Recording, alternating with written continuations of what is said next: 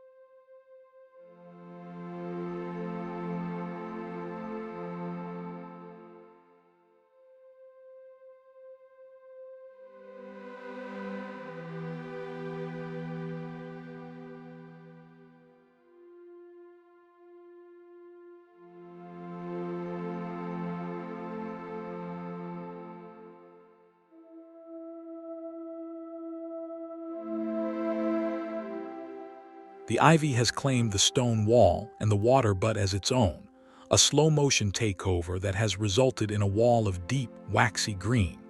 The water inside is a dark mirror, reflecting nothing but the stillness of the canopy above. This corner of the garden is a testament to the quiet power of things left alone. The light filters through the leaves in patches that do not flicker. They stay fixed, marking the slow progress of the sun across the residential sky.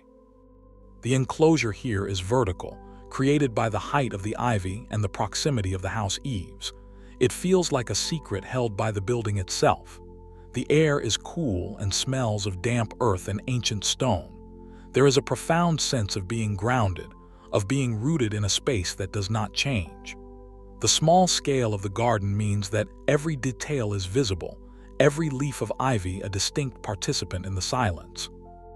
The water butt, a functional object of the home, has been softened by the garden's touch, becoming a monument to the slow accumulation of time. Nothing moves. The shadows are long and soft. The house is a silent witness to this small, green sanctuary where the only activity is the imperceptible growth of a vine.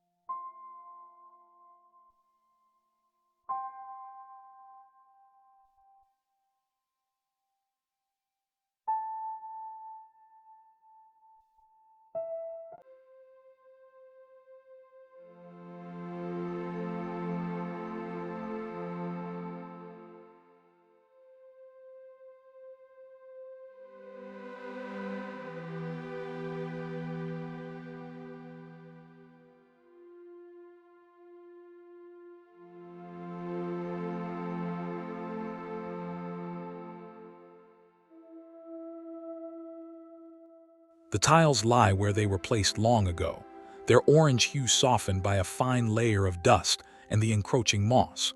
They have become part of the floor of the garden, a humble mosaic of the domestic and the natural. Nearby, the wooden wall of a shed provides a sense of boundary, a limit to the visual field that focuses the attention on the ground. The light is thin and even, revealing the intricate patterns of the moss as it fills the gaps between the ceramic edges. There is no movement here, not even the suggestion of it. The air is still, held in place by the surrounding walls and the heavy presence of the shed.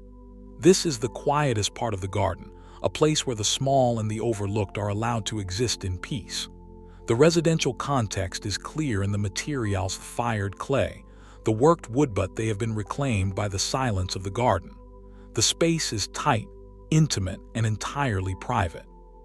To look at these tiles is to feel the slow rhythm of a life lived close to the earth.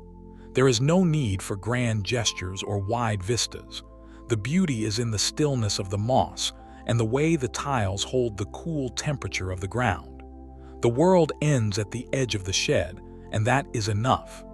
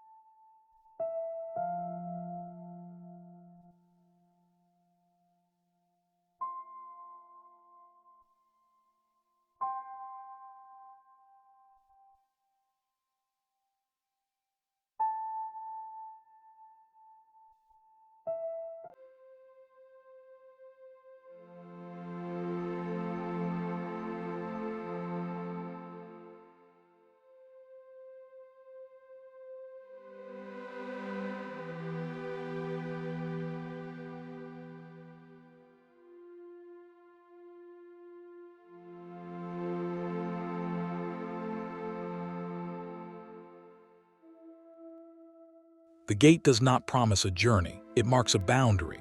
It stands motionless, its iron latch reddened by rust, held fast by the weight of the shrubs that press against its bars. Beyond it, the brick wall of the neighboring house rises, creating a cul-de-sac of greenery and silence. The morning mist lingers in the small gaps between the leaves, softening the textures and hushing the world. There is no sound of the gate swinging, no footfall on the path. The enclosure is total. A safe harbor of stillness just steps from the kitchen door. The shrubs are dense and dark, their leaves heavy with the moisture of the dawn. The light is a pale glow that seems to come from within the mist itself rather than the sky. This is a place of absolute pause. The gate is a relic of a boundary, now purely a visual anchor in a sea of still green. The residential scale is palpable: the closeness of the wall, the height of the gate, the way the plants occupy every inch of available space. It is a garden that has folded in on itself, creating a pocket of timelessness where the only reality is the cool metal and the damp leaf.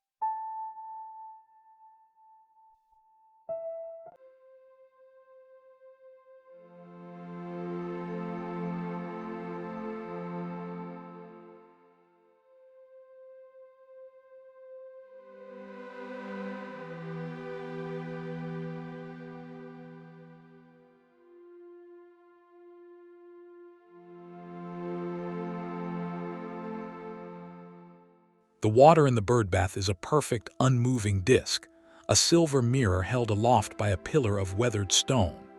Around it, the broad leaves of the hostess spread out like green fans, overlapping and creating a carpet of shadow. The light of the afternoon is golden and low, catching the edge of the stone but leaving the water in a state of cool repose.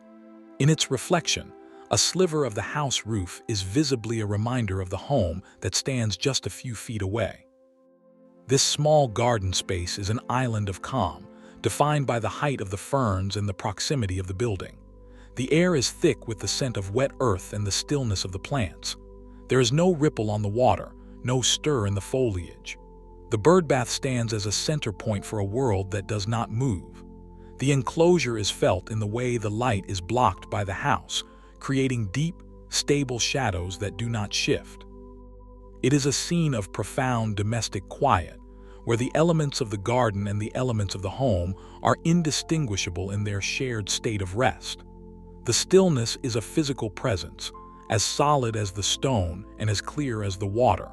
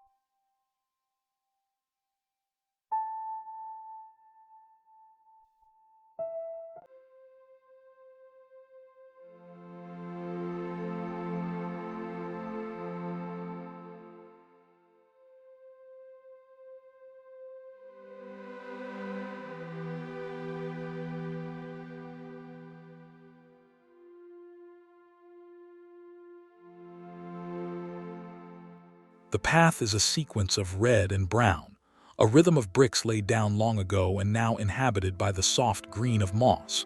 It leads the eye toward a wooden door that remains shut, its grain weathered by years of exposure to the garden air.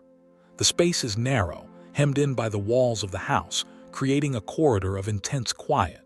The light is diffused, casting no harsh shadows and bringing out the rich, damp colors of the earth and masonry.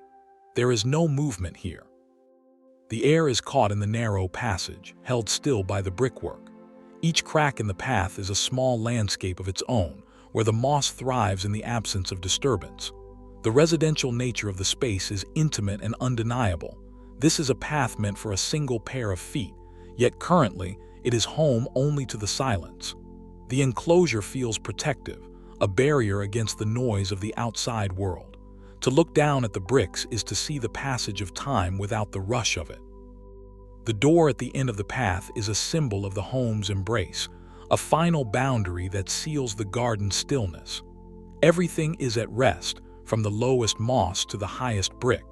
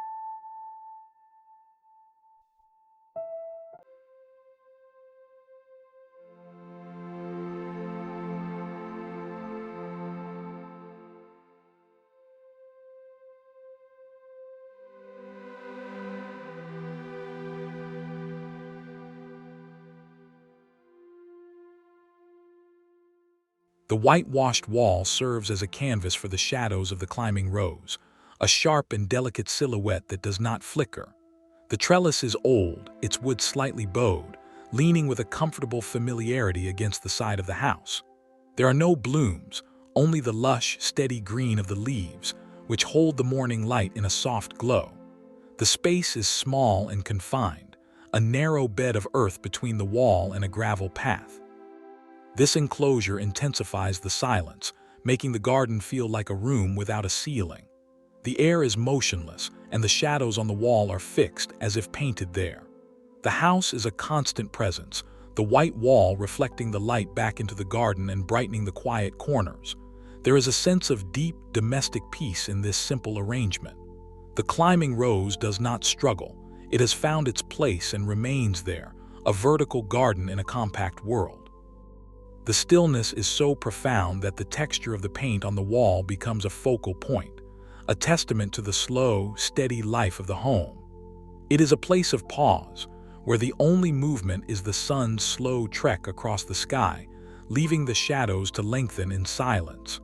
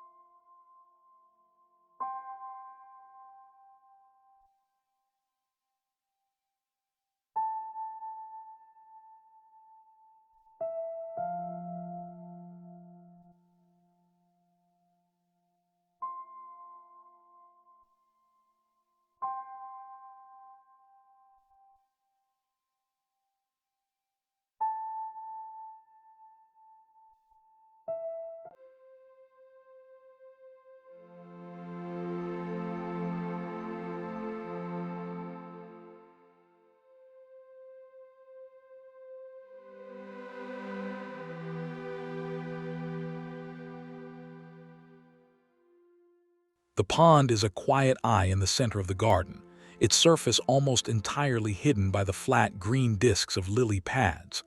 Around the edge, smooth river stones are piled in a natural, unmoving border, their surfaces cool and gray in the fading light. The fence stands close behind, a dark boundary that seals the space and keeps the world at bay. There is no sound of trickling water, no movement beneath the surface.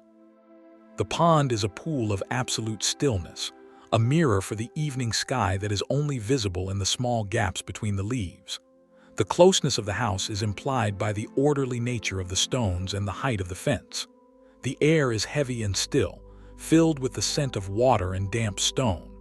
In this small, enclosed world, the pond acts as a weight, grounding the garden and drawing the silence into its depths.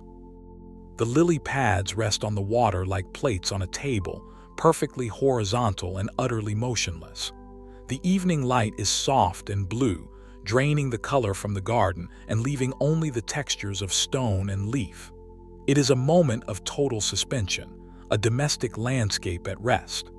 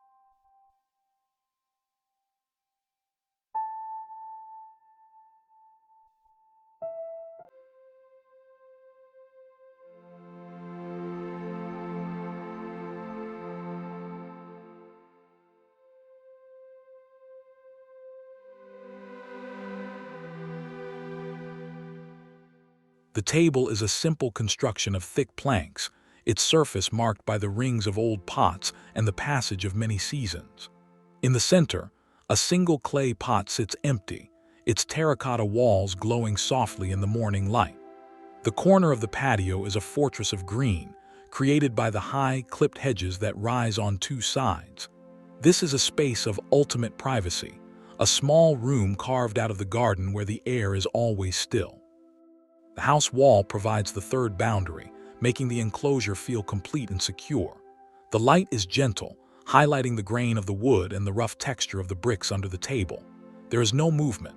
The air does not stir the leaves of the hedge. The table stands as a monument to a quiet, stationary life, a place where things are set down and left to be. The residential scale is emphasized by the furniture and the tight boundaries of the patio. It is a garden of the immediate and the close at hand. The silence is a comforting weight, a blanket that covers the table, the pot, and the bricks in a layer of absolute peace. Nothing is expected to happen here, and nothing does.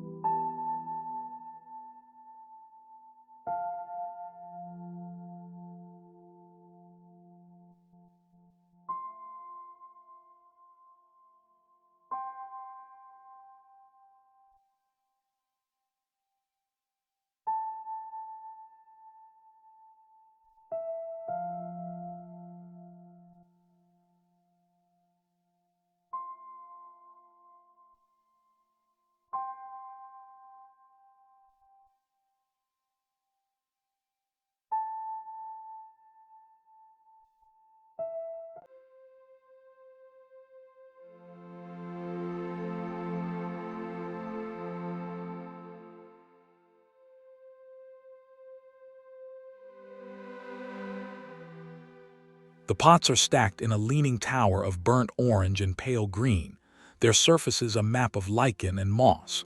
They sit in the deepest shade of the garden, where the ferns lean over them like protective umbrellas.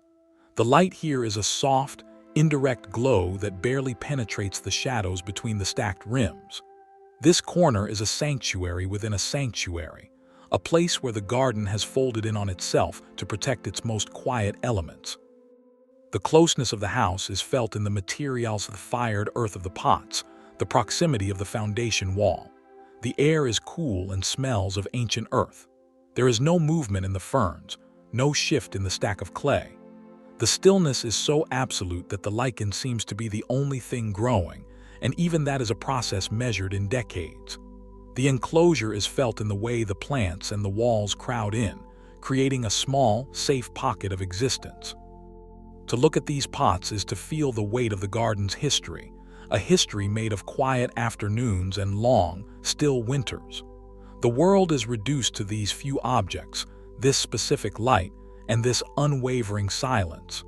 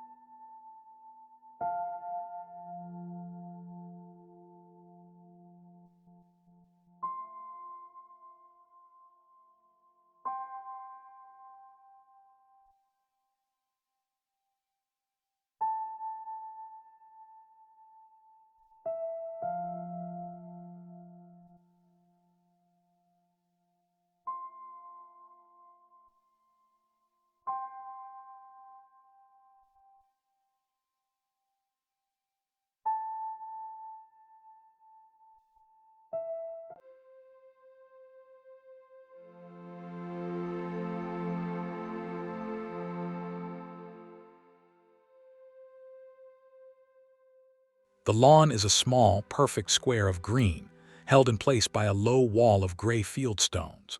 Beyond the wall, the shrubs are thick with leaves, their forms creating a soft boundary that leads the eye back to the house.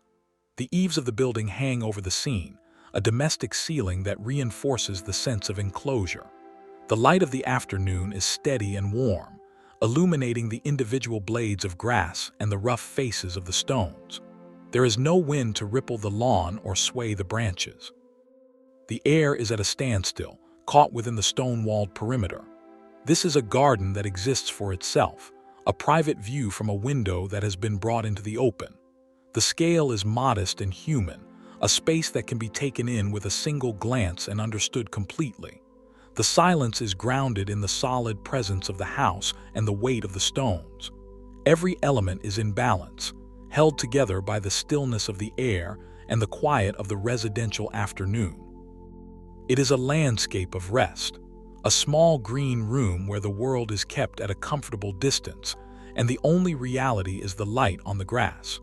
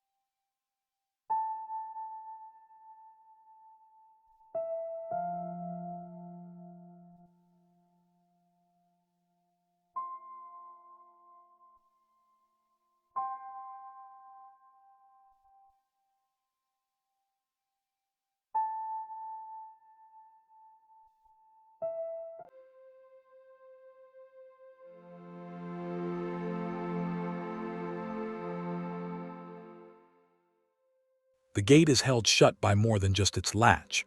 The honeysuckle has woven itself through the wooden slats, anchoring the gate to the garden in a tangle of green stems. Behind the wood, the brick wall of the house provides a solid, unmoving backdrop. The light of the evening is thin and pale, catching the delicate curls of the vine tendrils but leaving the rest of the gate in shadow. There is no sound of movement, no creak of the wood. The air is perfectly still, and the scent of the garden is thick and sweet. This is a boundary that has become a permanent feature of the stillness. The small, residential scale is visible in the handcrafted detail of the latch and the proximity of the brickwork. The enclosure is intimate, a space where every inch is accounted for and every surface is at rest. The gate does not suggest an exit, but rather a finality, a closing off of the world in favor of the quiet calm of the home. The stillness is a physical sensation, a pressure of silence that holds the vines and the wood in a state of eternal pause.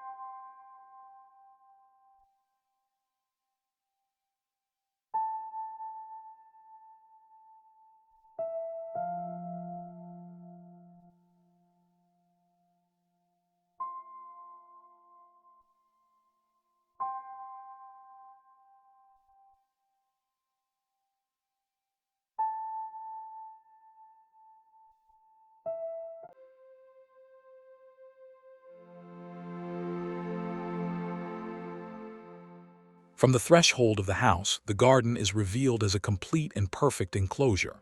The gravel path, the silvered bench, the dark pond, and the high green walls of the hedges all sit in a state of absolute unified stillness. The light of twilight has turned the sky a deep, muted blue, and the garden reflects this change in its own darkening tones. There is no movement anywhere in the frame. The air is heavy with the coming night, settled and calm. The house eaves frame the top of the view, a reminder that this world is an extension of the home.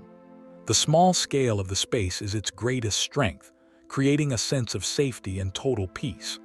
This is the final expression of the garden's character, a sanctuary of silence, a place where time is not measured by the clock, but by the slow fading of the light on the stones. The enclosure is total, a private universe held within the boundaries of walls and hedges. To look out from the door is to see a world at rest, a domestic landscape that has reached its final state of stillness. The silence is the only sound, a deep and resonant hum that signals the end of the day and the enduring presence of the garden.